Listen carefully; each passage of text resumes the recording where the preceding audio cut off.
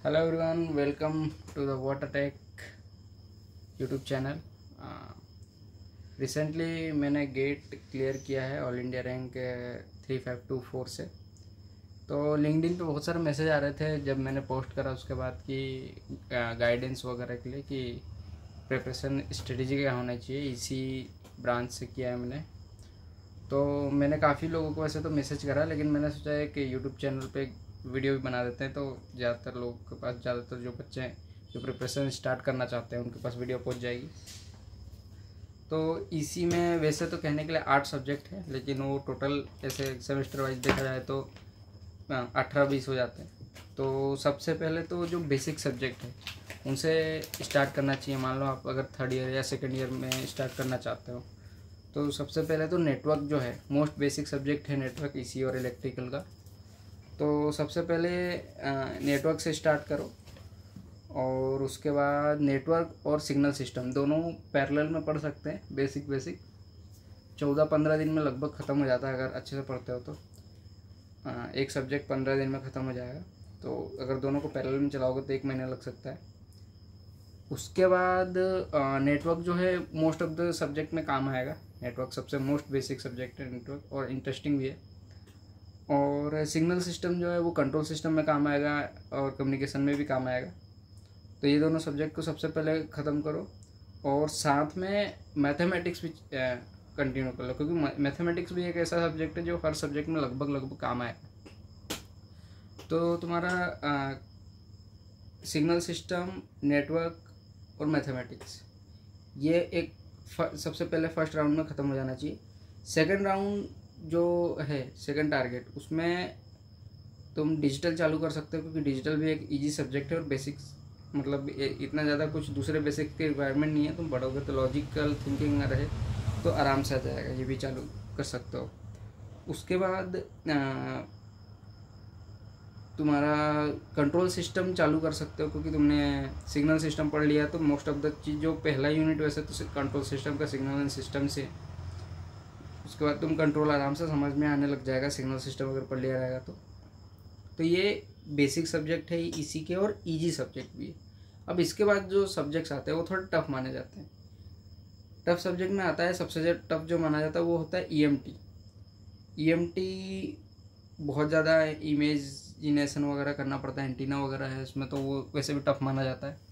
तो सेकंड में है कि तुम ये जो टफ वाले सब्जेक्ट है वो कर सकते हो, और साथ में जो इजी सब्जेक्ट करें उनको रिवाइज करना है। मतलब उनको छोड़ना नहीं है। ऐसा नहीं कि एक सब्जेक्ट को पढ़ लिया अब उसको छोड़ दिया, क्योंकि उसको छोड़ोगे जैसे ही ये सब्जेक्ट इतने बड़े हैं तुम भूल जाओगे पूरा।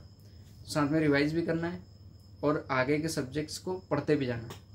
तो रिवीजन मतलब बहुत ज़्यादा ज़रूरी है। और वैसे तो मैंने शॉर्ट नोट्स बनाए थे, तो चाहो तो शॉर्ट नोट अगर बना पा रहे हो तो सबसे अच्छा तरीका है कि शॉर्ट नोट बना लो, उससे रिवीजन बहुत आसान हो जाती है।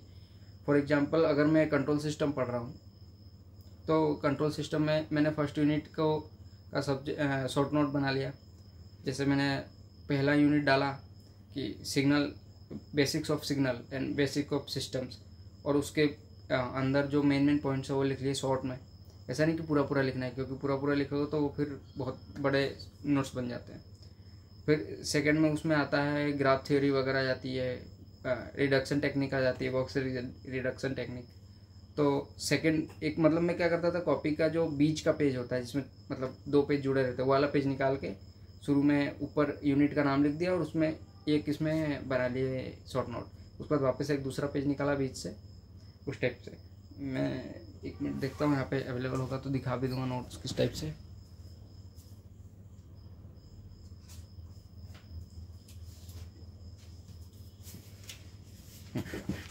ये इस टाइप से मैंने बनाया शॉर्ट नोट्स। ये बीच का पेज होता है, तो इस टाइप से अगर तुम चाहो तो इस टाइप से बना सकते हो। उसके बाद जो मेन नोट्स है, मैंने मेडी जी के नोट्स प्रिंट करवाए थे, तो उसमें मैं इसको बीच में रख देता था यूनिट वाइज जमा के। तो इजी रहता है एक्सेस करने में बाद में, क्योंकि इतना सारा हो जाता है इकट्ठा तो मतलब मिलता नहीं है, फिर कहाँ से क्या पढ़ा तो ध्यान नहीं आता है। तो ऐसा कर सकते हो। उसके बाद ये टफ सब्जेक्ट्स चालू करेंगे अपन। EMT, communication. ईएमटी में जो है वेक्टर वगैरह का बेसिक्स लगता है मेनली, और कम्युनिकेशन में सिग्नल सिस्टम का बेसिक लगेगा। और ईडीसी में जो पहली यूनिट है सेमीकंडक्टर फिजिक्स की, वो तो लगभग 12वीं के बेसिक्स उसमें काम आते हैं, बाकी ये सब में से तो कुछ काम आता नहीं है। और हाँ, उसके बाद एक सब्जेक्ट है एनालॉग सर्किट। तो एनालॉग सर्किट में अगर तुम्हारा नेटवर्क बहुत अच्छा है तो एनालॉग सर्किट बहुत ईजी लगेगा, और अगर नेटवर्क अच्छा नहीं है तो थोड़ा वो टफ लग सकता है, क्योंकि उसमें ओपन वगैरह है, उसमें पूरे नेटवर्क के ही कॉन्सेप्ट यूज़ होता है। तो अगर तुमने नेटवर्क अच्छे से पढ़ लिया है तो एनालॉग तो ईजी लगता है। बाकी ये 3 सब्जेक्ट है जो दिक्कत दे सकते हैं, इन पे ज़्यादा ध्यान देने की ज़रूरत है। ईएमटी, ईडीसी और कम्युनिकेशन में भी जो रैंडम प्रोसेस वगैरह है, रैंडम वेरिएबल है, ये ज़्यादा दिक्कत देते हैं, और डिजिटल कम्युनिकेशन, नॉइस वगैरह ज़्यादा दिक्कत देते हैं।